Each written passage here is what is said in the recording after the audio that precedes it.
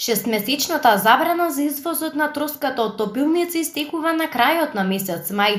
На вчерашната пресконференција градоначалникот на општина Вела Цаце Коцевски ја информираше јавноста во врска со состојбата околу транспортот на техногената минерална суровина троска од топилницата за олово и цинк. Имав и телефонски разговор со еден од собствениците на компанијата Кепсмон Груп од Скопје, која ја има добиено концесијата.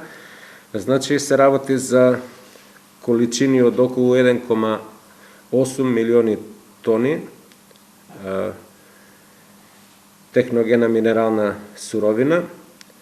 Дозволата за експлоатација на тие суровини е обезбедена од Министерството за економија на 31. мај 2019 година.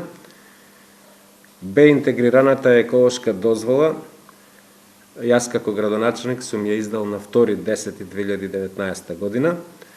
На 17 декември 2019 година до општина Велес е доставено известување од операторот дека е извршен транспорт на 100 тони пробни количини суровини во Малезија. Количините се исцрпени и се извезени. Градоначалникот информираше дека во телефонскиот разговор му било акцентирано дека во меѓувреме владата на Малезија донела одлука за 6-месечен мораториум, односно забрана за увоз на отпадни материи од други држави, која завршува кон крајот на овој месец. Бидејќи имаат склучено договор кој е меѓународно релевантен, од компанијата Кепсмон ќе чекаат да видат што ќе одлучи владата на Малезија.